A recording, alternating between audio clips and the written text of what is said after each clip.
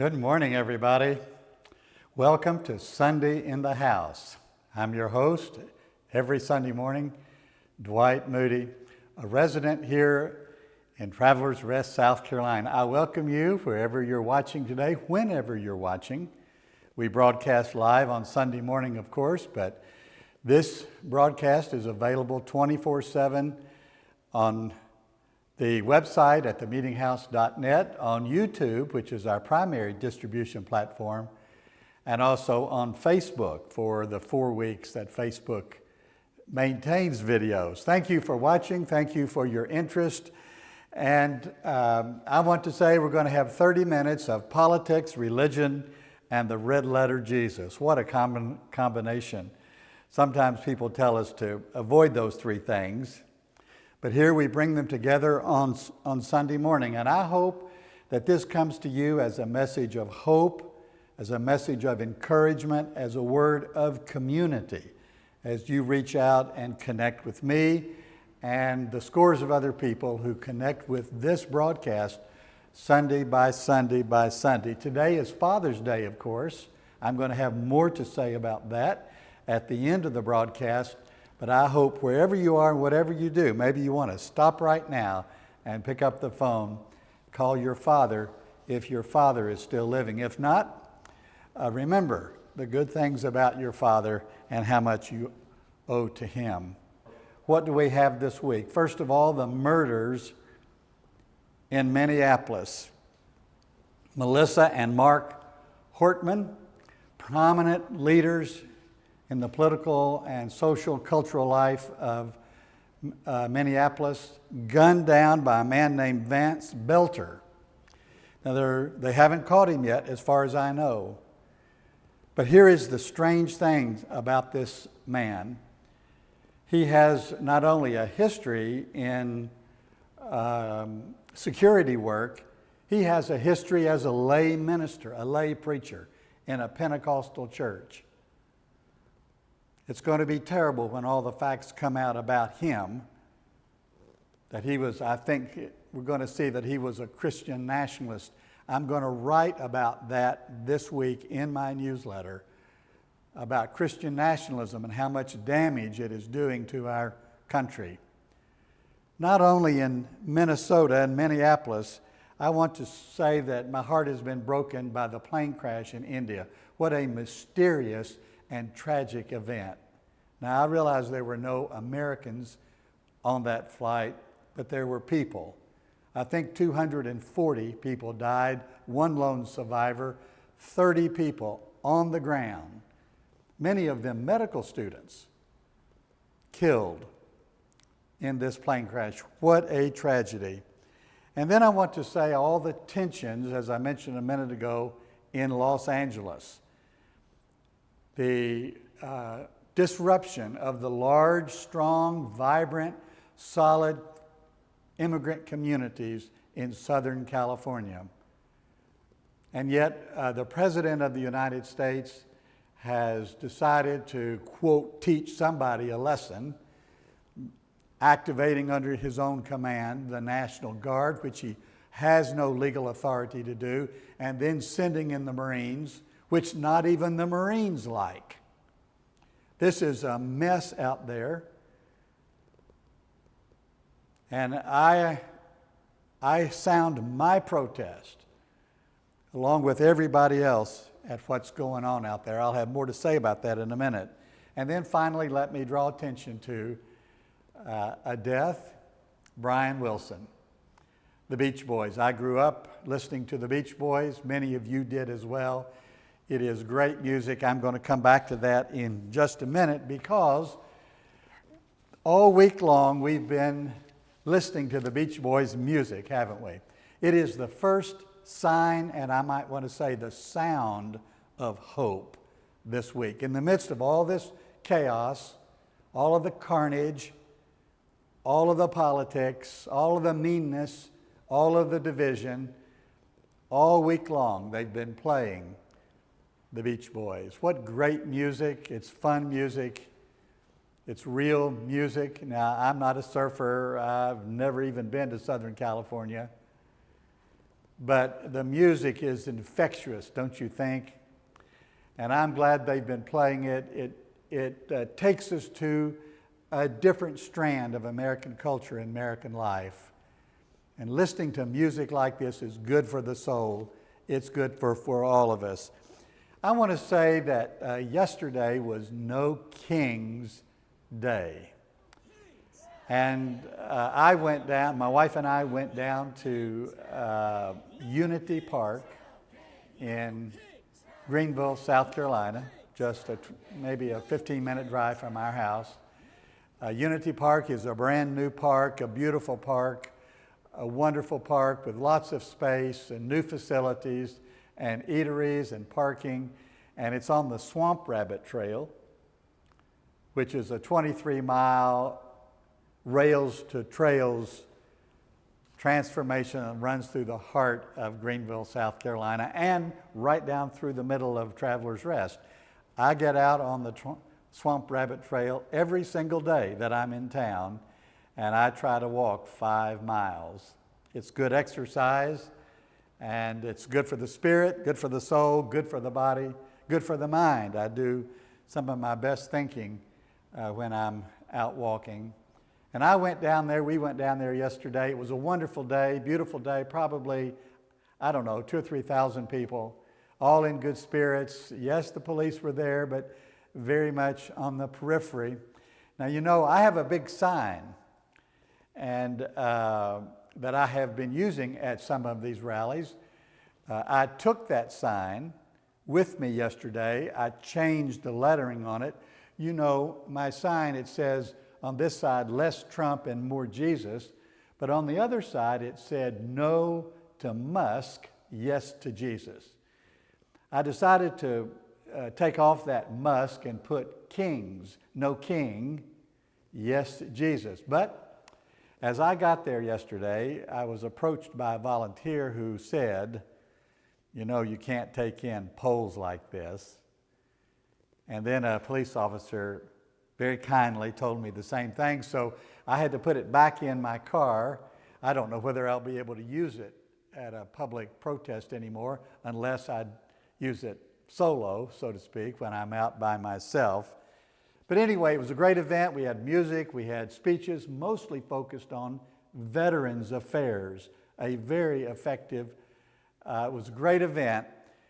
And all over the country, 2,000 plus places, they said, hundreds and thousands, totaling millions of people, protesting not only the whole administration, but also ICE. Now, I saw in one video, there were videos from all over the country, not only on the public media, but also on the social platforms. And I saw one video where a woman was arrested for not taking off her mask. And all of us, of course, think that is crazy because here comes all the ICE people, all of them wearing masks, afraid to be seen, embarrassed, shamed probably, afraid. And yet the feds do it, but when an isolated American citizen wants to use a mask for health protection, she was arrested, put in cuffs, carried away by the police. That is crazy. We sang songs at ours. We sang, of course, some very familiar tunes. This land is your land, this land is my land. We sang the Star-Spangled Banner. Some people sang the song from Les Mis, Do You Hear the People Sing? That's a great song in such a case like this. So you need to take hope, be encouraged by all of these protests. We are in the majority.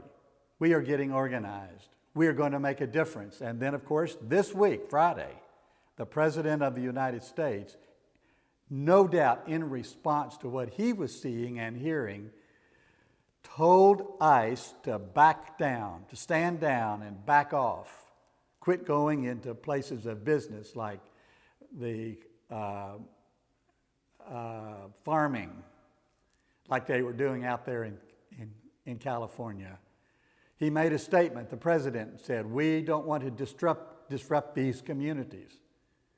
That is, he was hearing our voice. He was responding to our pressure. Keep it up. Find a place to protest. Not only this, but there are lots of other things in which the president is backtracking. There's so many of the civil servants who were fired now are being called back because the government cannot function without them. I want you to be encouraged. I want you to be hopeful. I want you to keep expressing your conviction. And of course, today we honor the United States Army. I'm proud of the United States Army. I'm proud that they are not a political entity. I got a message this week from one of our listeners, listening today, long-term commander of the United States Air Force, who assured me that his people, he's retired now, would not be politicized and would not be used as pawns in a political game. I take comfort in this. And I want to say that I honor the United States military. I've had a whole number of my close relatives who served in the military. I announced a couple of weeks ago that my brother-in-law, longtime U.S. Marine, Major Dave Roberts, died after a long career. My own father, I honor him today, Tom Moody, G.T. Moody. He was a minister. The kids in our church called him Good Times Moody. But he started his adult life in the United States Army Air Force. He was trained all over the country during the war. He was trained as a bombardier. Thank God he did not have to go overseas. They mustered him out shortly after the war ended. He came to Kentucky and went to the University of Kentucky, graduating with 2 degrees, met the woman who became my mother. I honor my father. I honor all of my friends and family who have served in the United States military. God bless you all. We honor you. Thank you so much.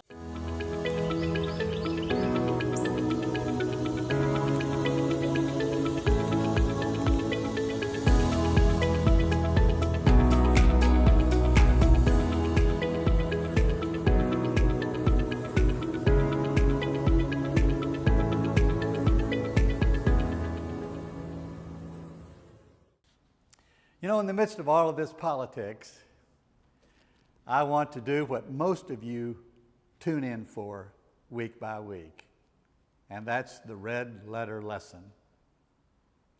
What this means is that we focus on the words of Jesus. We find in the life, the attitude, the disposition, the action and reaction, the spoken words of Jesus, we find our best guide for how to live in families, how to live as an individual, how to live in a nation, how to live really as citizens of the world. This I have tried to do all of my life. And here we are. I've been doing this series on the prayers of Jesus. They're not many. We started with the Our Father, which art in heaven, hallowed be thy name, which is recorded in Matthew and Luke. And we're ending up with these 3 prayers which Jesus prayed while he was hanging on the cross. Now you know that Jesus spoke, that the gospel writers record 7 things that Jesus said from the cross. Now, I don't necessarily think that's all he said. We don't have to make that conclusion. But I want you to think about these 7 things, 3 of which were prayers. If you had only that narrative of Jesus on the cross and these 7 sayings, you would know enough to believe in Jesus, to follow Jesus, to trust Jesus, to pattern your life after the one whom God sent. Think about this. Think about these 7 sayings. Jesus said, I'm thirsty. meaning that he was human. He understood human need to be thirsty and to be hungry.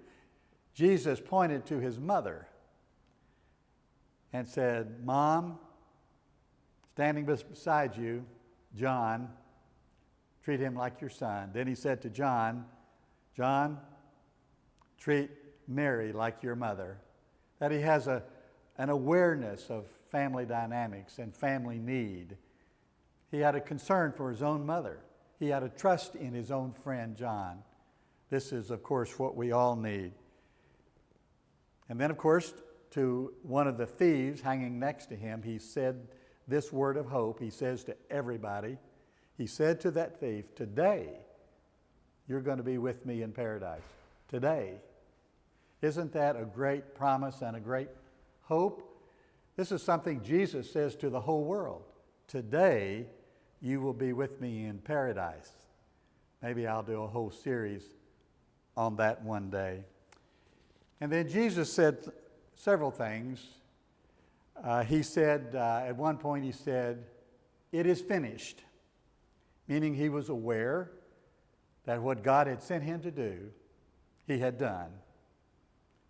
The task that he'd been asked to do, he did. The role that he'd been asked to play, he did.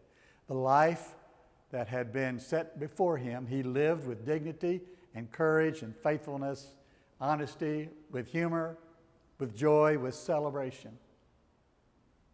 I hope that all of us, when we get near the end of our life, we can say, like one of the early disciples said, that we finished. We ran the race that was set before us. We lived the life. We did the work. This is a great statement that Jesus makes. And then we come to these three prayers. 2 weeks ago, I talked about this great prayer. Father God, why have you abandoned me? Why do I feel alone? Why am I isolated? Why in the midst of this terrible thing do I feel alone? This is a very human, very gut-wrenching experience, not only for Jesus, but for you and for me. When things happen, we don't know why. We can't explain it.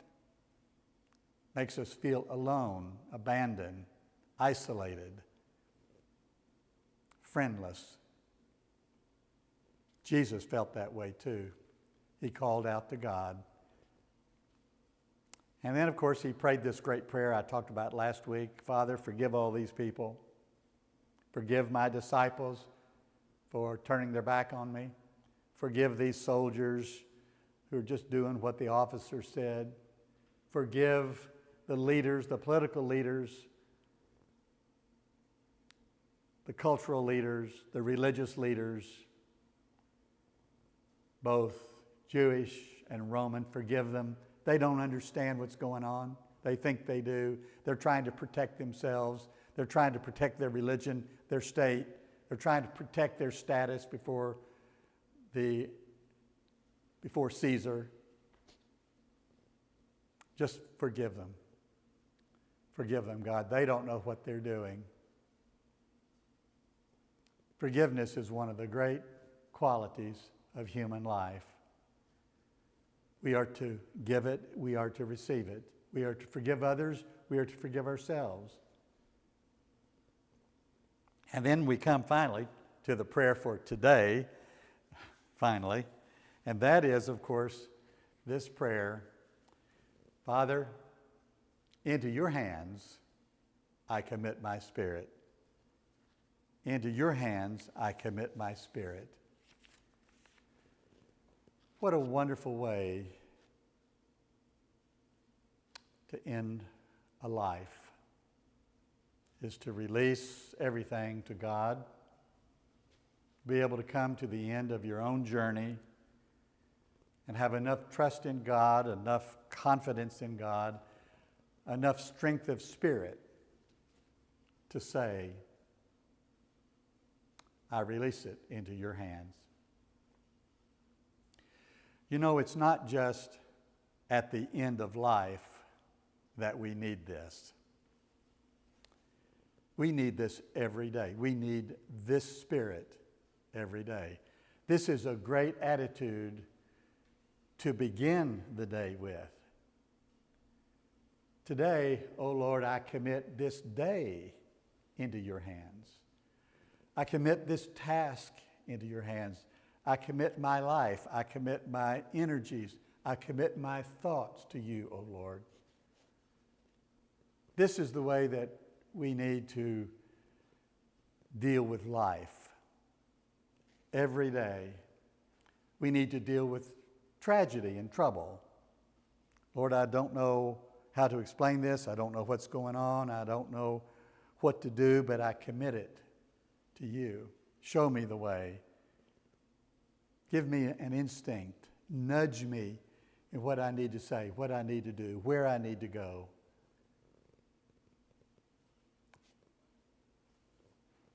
I want to tell you a personal story about this, having to do with this prayer. This prayer has really spoken to me in the last several weeks as I've meditated on it. And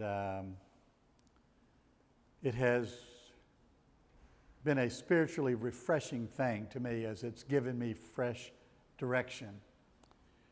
This is what I want to say. I told you last week that my friend Craig Dykstra died. He was almost 78. I hope to go to his funeral this Friday in Indianapolis. Craig Dykstra played a pivotal role and a turning point in my life. On June the 23rd, 2008, I went up to Indianapolis to see him. He was the vice president for religion programs for the Lilly Endowment in Indianapolis. In that capacity, the person who holds that position is responsible for giving away more money to religious causes than any other person in the country. Every year. 200 million, 300 million, 400 million. I don't know what the total has been on the highest year. I went up there to ask for money for my ministry, the Meeting House. I had started as a radio broadcast. I was doing a newsletter, publishing things. As a matter of fact, I have my book here today, Oddville book. I offered to send it to anybody who would send a donation. I only had one taker. There's 120 stories in here. Every one of them worth $1, 700-word stories. All of these I wrote while I was using my platform, the Meeting House. And I'll send you a copy of the book too. I'll sign it, send it to you. You send us a donation. I went up there to ask for their help. But between the time he called me and we set a date and I went up there, that was about 2 months, I was laid off at Georgetown College. My position, Dean of the Chapel, was eliminated. It was a budget crunch. There were 15 positions cut. Mine was one of them. I hated to lose my position. I went up there and up to Indianapolis, and the first question that Craig asked me was, how are things at Georgetown? And I said to him, I don't know, I'm not there anymore. And he said, what are you going to do? And I don't know where this came from. I'm not a fisherman. I can count on one hand the number of times I've been fishing. But I said to him, I'm like a fisherman. I've got 5 poles. I'm going fishing. I'm going to put them all in the water and see what happens. That's what I said to him. But he said in return, he said to me, one of the wisest, most astute things anybody has ever said to me. And that explains partly why he's in the position that he was. He said to me, tell me about those fishing poles. Tell me about those fishing poles. He wanted to know what I was thinking. Well, when you're 58, a Baptist preacher, and unemployed, it's a crisis. And my wife and I had talked about a number of things, and I started to go through those with Craig. I wanted to leave my last one, my big request, I wanted to leave it last.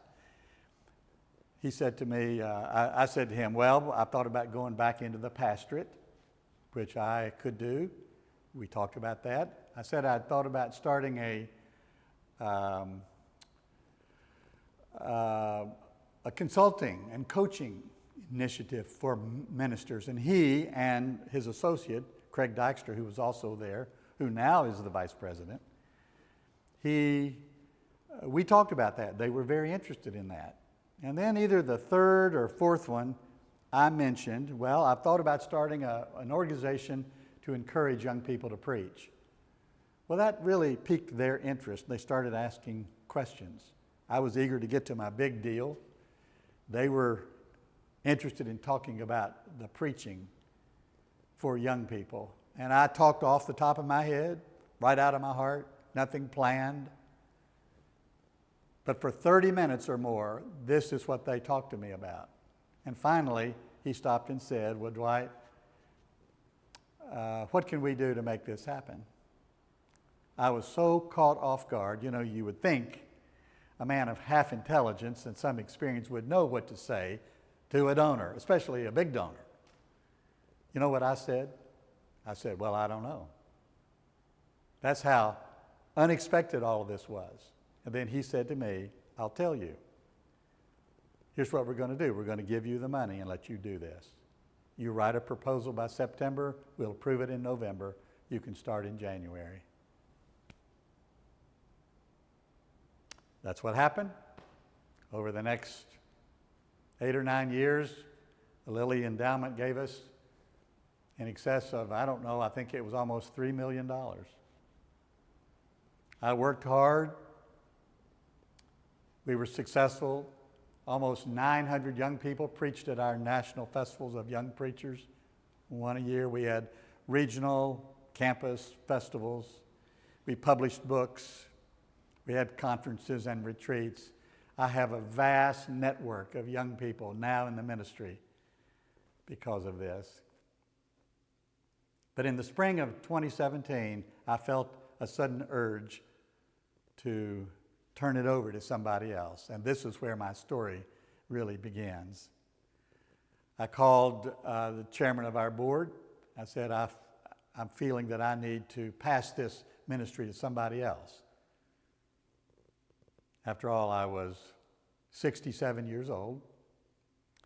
And he said to me, I'll be glad to take it up for you. I loved this young man, one of the young preachers. I had all the confidence in the world in him. We put him in the position to lead the organization and blessed him.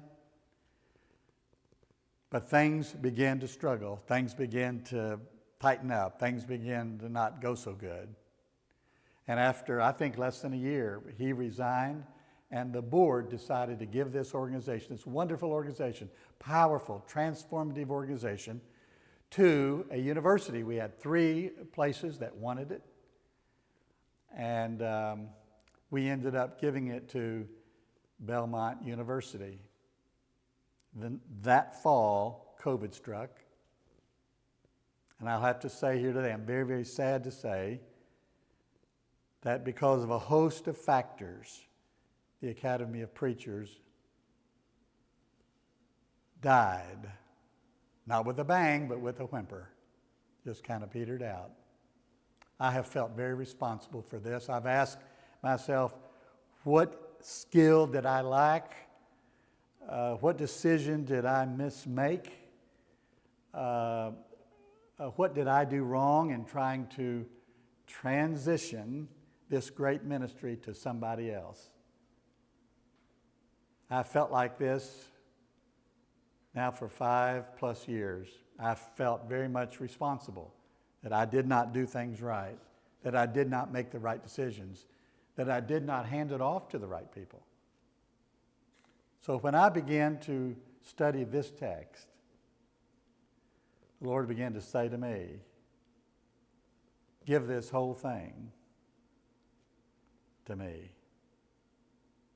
I began to pray this prayer over and over again. Lord, into your hands I give the Academy of Preachers. I give its future to you. I give its past to you. I want to let go of this burden that I've been carrying. I want to let go. I want to release this guilt and responsibility, this uncertainty. I want to release it and let it go. Give it to you. Into your hands I commit this work which you gave me to do. I want to be free of this burden. Maybe you have something like that you want to release. Give it to God. Some relationship, some task, some memory, some experience, some mistake, something broken in your life, something good.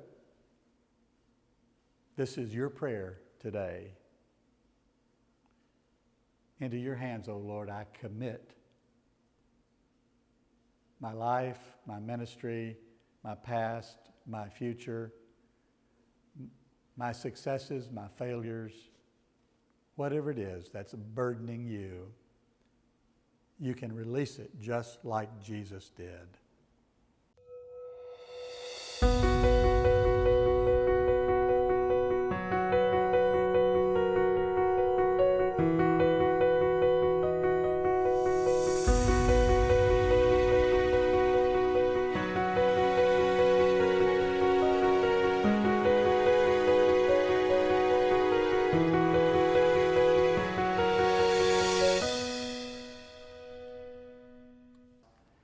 I encourage you to subscribe not only to the newsletter, but also to this YouTube channel. Send me a message. Tell me how this broadcast has touched your life and influenced you, raised a question, irritated you, challenged something that you've said or thought. Write it to me. I'll answer. God bless you today. Thank you for joining us.